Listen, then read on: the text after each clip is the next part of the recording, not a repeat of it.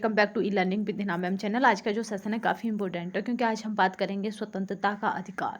अगर देखा जाए स्वतंत्रता अधिकार तो ये किस में है, तो ये हमारे भाग 3 से लिया गया है, यानी मूल अधिकारों से रिलेटेड है। मूल अधिकारों की बात की जाए तो ये आर्टिकल कितने में आ जाते हैं, तो याद रखिएगा मोस्ट इंपॉर्टेंट है 12 से 35 में। 12 से 35 के जितने भी आर्टिकल हैं वो किस में आ जाते हैं, मूल अधिकार जो दिया गया है भाग 3 में। अब उसी के अंदर बात करते हैं स्वतंत्रता का अधिकार। ठीक है, जो हमारे मूल अधिकार है उसका दूसरा पार्ट है वो है स्वतंत्रता का अधिकार। जो पहला है वो क्या है, समानता का अधिकार, जो कहाँ से कहाँ तक है याद रखेंगे, वो 14 से 18 तक है। तो इसलिए याद रखेंगे 14 से 18 तक क्या बोलते हैं, समानता का अधिकार।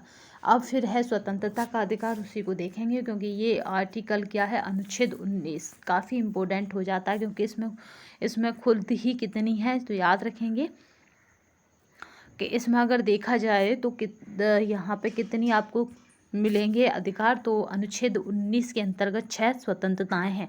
तो वो 6 स्वतंत्रताएं कौन सी हैं उन्हें देख लेते हैं। पहली स्वतंत्रता है इसमें वाक और अभिव्यक्ति की स्वतंत्र। अनुच्छेद कितना है, 19 का याद रखेंगे। 19 के का में क्या है, 19 का 1 का याद रखेंगे। का ख ऐसे ही इसमें बांटे गए हैं। तो यानी 19 के वन का ही, यानी 2 नहीं, 2 होता तो ये होता कि वन के बाद जो संशोधन हुआ वो 2 है, बट 19 वन का काम में क्या है, वाक और अभिव्यक्ति की, यानी यहीं से हमको बोलने की स्वतंत्रता मिली है। यहीं से जो प्रेस यानी जो मीडिया में लिखा या बोला जाता है वो इसी आर्टिकल से जुड़ा है, यानी स्वतंत्रता के अधिकार से जुड़ा है।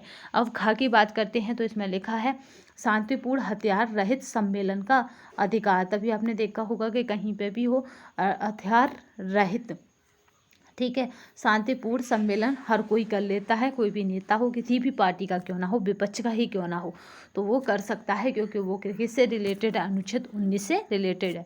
अनुच्छेद 19 के एक खा में ये बात कही गई है। अब बात करते हैं यहाँ पे कोई वृत्ति, आजीविका, व्यवसाय या व्यापार करने का अधिकार। तो यहीं से सब कोई, यानी किसी भी देश का, किसी भी राज्य का, किसी भी मतलब भारत की बात की जाए तो किसी भी कोने का कोई भी व्यक्ति हो, कोई भी व्यवसाय कर सकता है। वो व्यवसाय करने के लिए मतलब स्वतंत्र है। उस पर किसी भी तरह का कोई भी वो नहीं रहेगा कि ये वाला व्यवसाय वो नहीं कर सकता। तो यहाँ पे 19 के वन छा में ये बात कही गई है क्योंकि इसमें कितनी स्वतंत्रताएं हैं, तो याद रखिएगा 6 स्वतंत्रताएं हैं।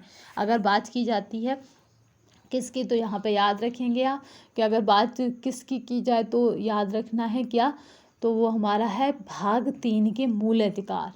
भाग 3 के क्या चल रहे हैं, मूल अधिकार चल रहे हैं, जिनमें कितनी है स्वतंत्रताएं, तो उनमें टोटल जो स्वतंत्रताएं थी वो 6 थी। संपत्ति के अधिकार को इसमें से हटा लिया गया है। अगर बात 19 की जाए तो उसमें कितनी है, 19 में भी 6 हैं। ठीक है, तो चलिए आगे देखते हैं।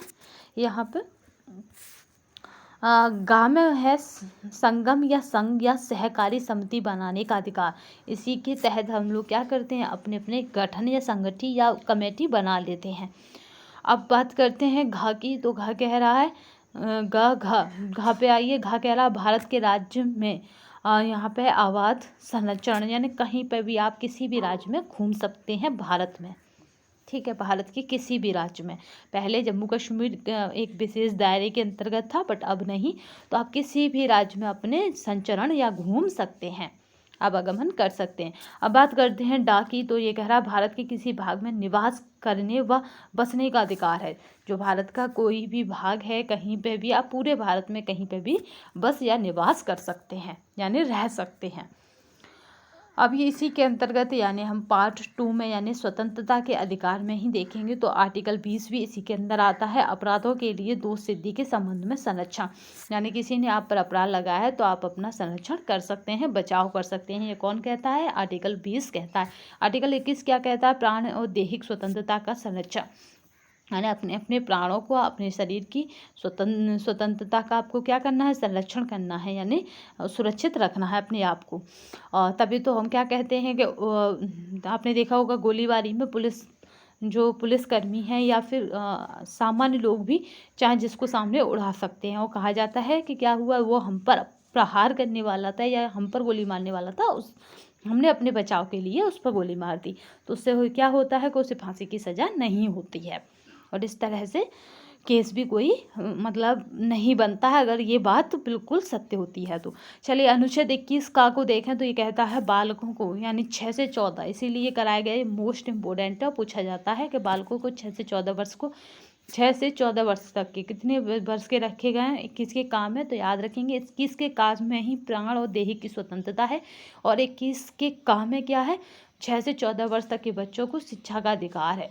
संविधान ये कब हुआ था, तो 86वें संविधान संशोधन के द्वारा।